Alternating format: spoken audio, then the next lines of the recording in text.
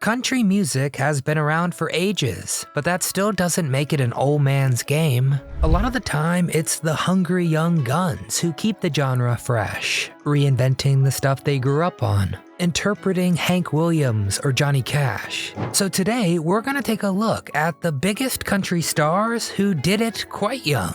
These are the stars you definitely learned to love, but back in the days of honky-tonk gigs and side hustles. If you enjoy learning about the biggest country stars before they sought out the Opry, please smash that thumbs up icon to show your support. And subscribe to the channel so you never miss an encore. But now, without further ado, sit back and crack open a cold one while we go learn about the country stars who did it young as we find out. What happened? Marie Osmond.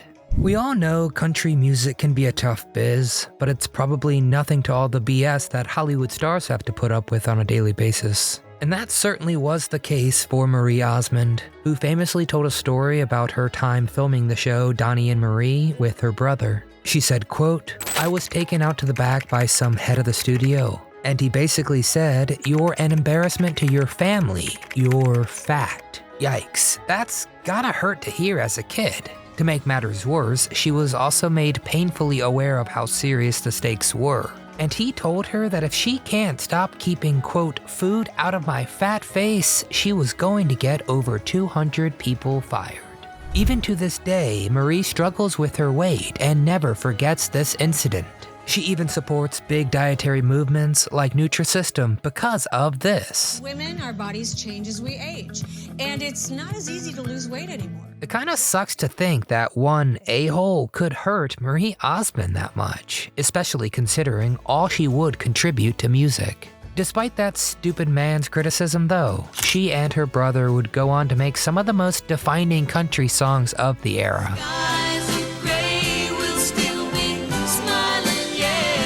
You got One Bad Apple and Down by the Lazy River. Incredible tunes like Paper Roses and Meet Me in Montana. I don't know about you, but that story kinda ruins the show to hear how bad of a time they were having. So I guess let's just stick to the music if you're feeling nostalgic. Tanya Tucker. Dude, does the word teen sensation fit anyone as well as it does for Tanya Tucker? Dropping her first hit, Delta Dawn, at just 13 years old. Yep, you heard that right. 13. I mean, Tanya immediately grabbed the music industry by the throat and absolutely refused to let go. Tanya is one of the only singers to break out as a child and maintain that audience all the way into adulthood. And she could probably teach breakout talent today a thing or two about pushing through adversity. A lack of talent was never going to be Tanya's problem. Everyone and their grandmothers could see that. But she wasn't so lucky to avoid the typical music star problems. She said, quote, "You send your ass out on the road doing 2 gigs a night, and after all that adoration, go back to an empty hotel room. Loneliness got me into it." The it she's talking about is alcohol, the classic wing clipper for a star to be. But after a little downtime away from the music business, Tanya kept trucking along and dropping more hit songs. Feel free to exhale, because Tanya's story so far has a happy ending. And it's just really nice to be able to say that a teen star who turned to the drink at a young age has made it to the other side. Being a child or a teen singer is kind of like being a child actor that way. It's way more common to see the ones struggle as adults versus the ones that were able to escape unscathed. Allison Krauss. If you thought Tanya Tucker's career started off early, then you better be sitting down and feeling alright before you hear about Allison Krauss. Cause this country star began her career at just 8 years old, shredding the fiddle while her mom played guitar at festivals and competitions. It was at these events that she met each and every member of her band, Union Station, who she would essentially spend her entire career alongside. I've got that old feeling you're leaving. Her contract required her to alternate between solo and group albums annually, and so she stayed very busy and had already recorded multiple albums by the time she legally became an adult. So yeah, what were you doing at 19? I don't think I can name a single thing except driving too fast and having some parties by the old water tower. But while I was just messing around, Allison had already won her first Grammy for the song Steel Rails. Winding through the trees like a ribbon in the wind. Now it's that kind of success at such an early age that makes a guy like me wonder how I could have made a name for myself like her. I guess being called a virtuoso by Variety for playing such a sweet fiddle may have helped. Oh well, I guess that's just a dream long, long gone. So whatever happened to Allison Krauss, you ask? Well, she spends much of it recording music and touring with Union Station. It's kind of incredible to imagine that much stability in the music business. But Allison was very fortunate to have made some really tight bonds at such a young age. I guess there is some truth to keeping yourself in good company, because compared to some of the other stars on this list, Allison Krauss has had some pretty smooth sailing, at least for the most part. And for all you Led Zeppelin fans out there, she and Robert Plant have several albums together, and a lot of their stuff is pretty great. Be sure to check that out. Leanne Rhymes. If you get jealous of people with extreme talent easily, you may want to look the other way for this one. Our next entry on famous teen country stars is Leanne Rhymes, who just may be one of the most decorated child and teen stars we have ever seen. Even today, Leanne kicks ass and takes names, but let me fill in all the people that don't really know what her deal was. You know how most singers find success in spurts, and how they eventually string together enough good moments in their career to finally make that leap into stardom. Yeah, well that wasn't really Leanne's jam. Instead, her career was basically shot out of a cannon when she appeared as a champion on the show Star Search. She would appear twice on the show and perform, and at only 8 years old, she would leave viewers with their jaws on the floor. It was enough for the country music world to basically declare that she was legit. Even though she was still so new to, well, everything. While the world felt like she came out of nowhere, those that saw her rise knew that stardom was destined for Leanne. Rhymes had been grinding away for some time before she appeared on TV, because she had been singing since she was just 2 years old. Wow, thinking back, I don't even remember if I was talking at 2 years old. And so for her to be belting out melodies while still in diapers is kinda too hard to believe. That is, until you hear her for yourself.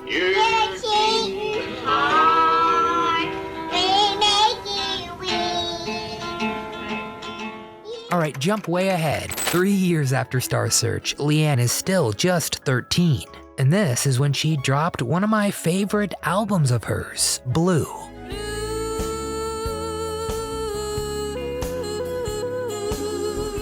Apparently, a lot of you guys also agree because the album was a smash hit, earning the, I'll say it one more time for emphasis, the 13-year-old, 2 Grammys, as well as a #1 hit on the charts. It's just insane to think about. And here's a fun fact about Leanne real quick. So many people thought she sounded like a fellow country star, the one and only Patsy Cline, that her record promoter actually had her sing a song originally intended for Cline.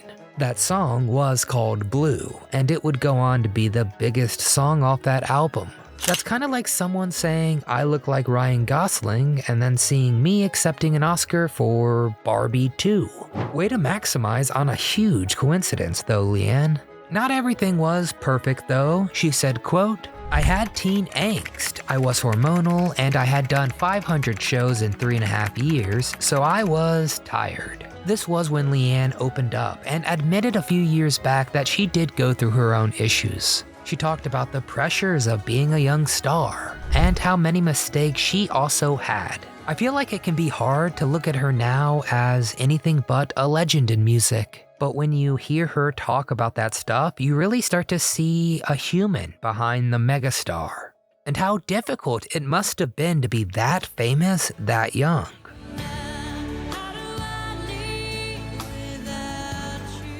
Sometimes I wish we could have known how her career would have gone if she didn't start quite that young in life. I know, I'm sure she wouldn't want it any other way. Miss Rhymes, we salute you. Mason Ramsey. Even if you don't know much about country music or its history, chances are you probably know who Mason Ramsey is. He's most well known for singing his little heart out in the middle of a Walmart a couple years ago. Here's a little clip of that video to get the old nostalgia muscle going.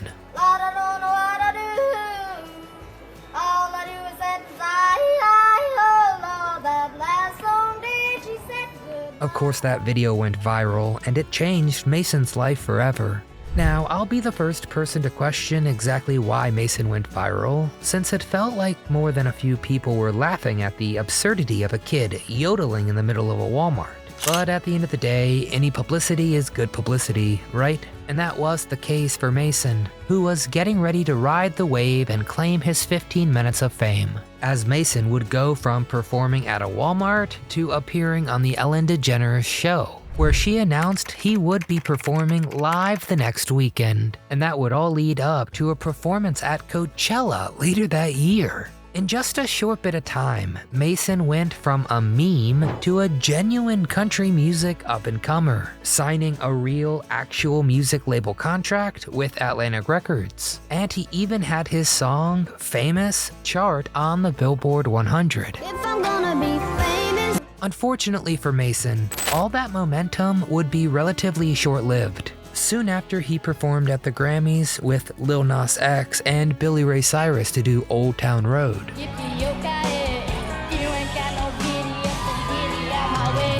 Lil Mason here kinda fell off the map.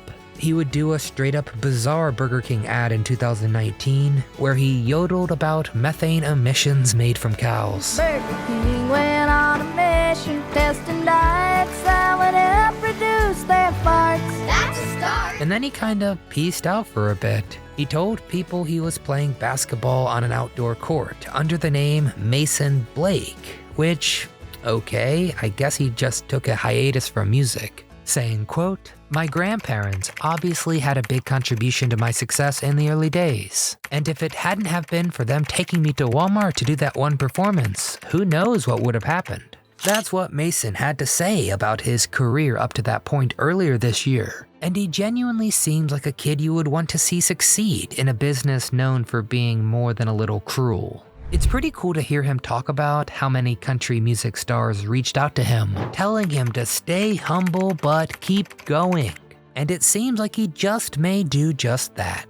So in 2022, we got an update on what Mason has been up to since he's been just playing basketball. Turns out it wasn't a whole lot. He said on a TikTok that he had been working at a Subway for a bit, which is what most kids his age are doing, and so no hate for that, no hate. But while it seems like Mason's career has more or less fizzled out, he is not giving up on his dream of making music. He said he has been working on some new music, and he even released a few tracks earlier this year. Did anyone really take Mason Ramsey seriously as a future star?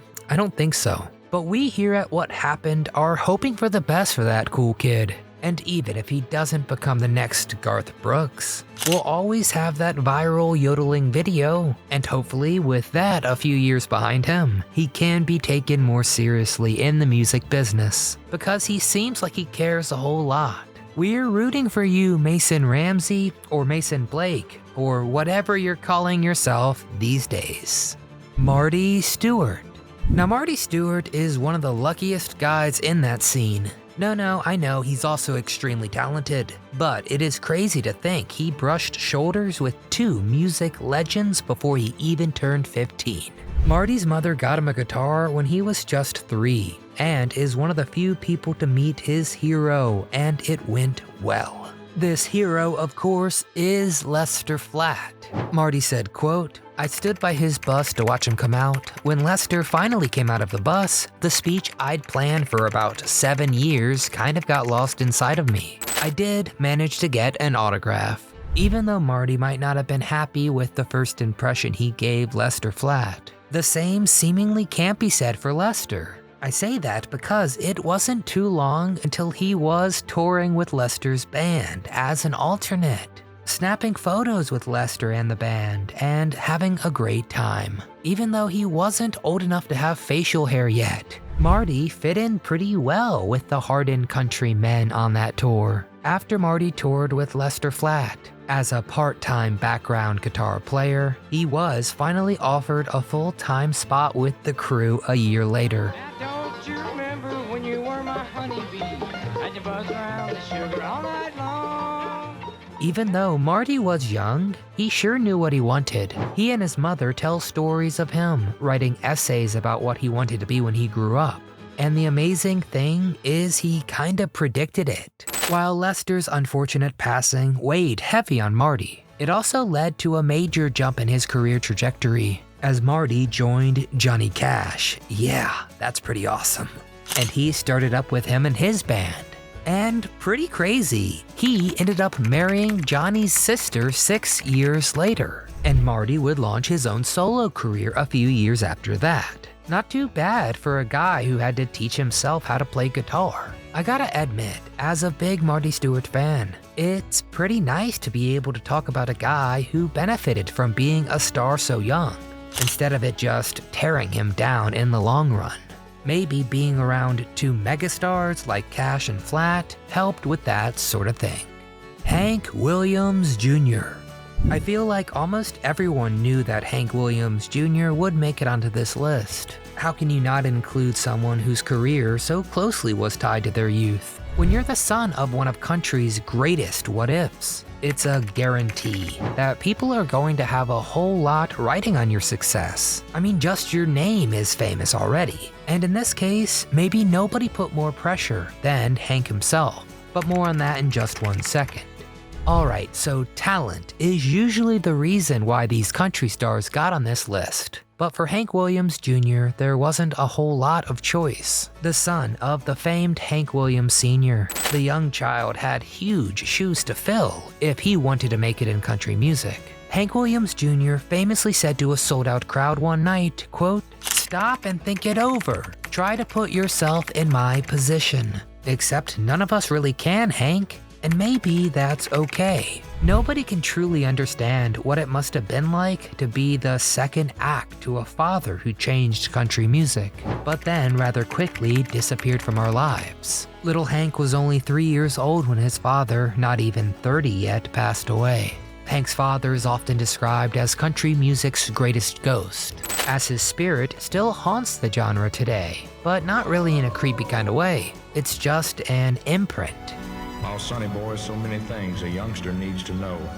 So just imagine how it must have been to be that child with that pressure. He said, quote, "Other kids could play cowboys and Indians. I knew that I would never grow up to be a cowboy or a fireman or the president of the United States. I knew I'd grow up to be a singer. That's all there ever was, the only option from the beginning."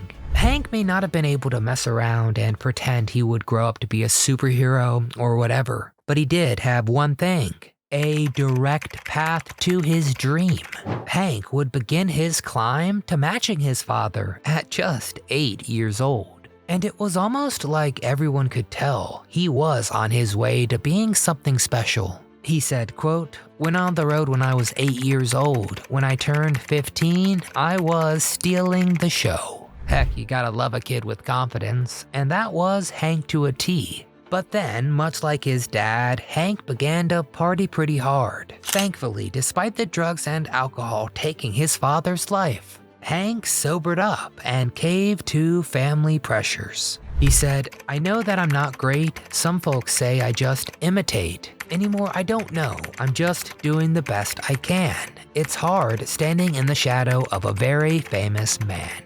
Those words came from a song he wrote when he was just 15, and that kind of thinking would ironically save his life and his career. Hank's own mother admits she spent too much time trying to mold her son into the same shape as his father, and that she would live to regret that. Unfortunately, that same kind of thinking would push Hank deeper and deeper into the drug culture that had taken his dad. But eventually, something had to give, right? It would take probably 20 years for Hank to realize who he really was, but maybe that's a story for another day. Look, Hank is a legend still today, and so it feels fair to say this. He was right when he was 15. The kid was raised to be his dad, and I would dare say that if he was alive, he would have urged him to find his own path, or his own sound. But because Hank Williams Sr.'s career was such a brief glimpse into the greatness in music, everyone just wanted to capture that lightning in a bottle just one more time. I won't leave you in suspense here. Hank Williams Jr. was not destined to peter out after the life he had lived. I mean, this is a guy not only fighting his own demons, but also his father's demons too. Were you just couldn't function, or were you always able to? Oh yeah, I was in the hospital several times. Oh yeah. And I think that makes for a hell of a good country music tale. Please don't come. The whole night through. While it can be hard to see a person you're rooting for get knocked down so many times, it's pretty awesome to be able to cheer him on every time he willed himself back up. I don't know, dude, call me a sucker or a sap, but Hank's story is gold in my opinion, and I just can't help but root for the guy. I've talked a lot about what was flawed about Hank, mainly because his teen years were absolutely full of pitfalls, trials, and mistakes. But Hank Williams Jr. is also a legend today. So what happened? Well, the big secret to Hank's eventual success was him putting a stop to the pursuit of his father's legacy. Instead, he began to focus on paving his own path. I don't know, man, that feels like a pretty poetic story to me. His turn toward creating his own music definitely wasn't popular among all country fans, but he was able to build an entirely new fan base because of it. Hank Williams Jr., a guy with a lot of baggage, just trying to live up to a family name. But then again, can't we all relate to that? Boy, being a teen in the country music scene kinda seems brutal. For every success story there are 4 or 5 that went horribly wrong. But I'm just glad I was able to show you guys some who have persevered through all of that. Surely you know how unsure we all are as teens. And sometimes it's hard to get out of bed in the morning when a new zit popped out of your forehead. Now take that and imagine you have to roll out of bed and perform to some die-hard country fans expecting to be wowed. Yeah, not easy, huh? That's a lot of pressure. Alright, I really hope you enjoyed this video because I certainly enjoyed making it for you. If you could, please show some love, hit the thumbs up icon, or drop a comment, subscribe to our channel. And why not browse our other videos while you're at it? We have some other Hank Williams stuff, some other Tanya Tucker stuff. Check it out. That's all the time I got today, but from me and all the up-and-comers out there, thanks for watching and come back again so we can keep telling you what happened?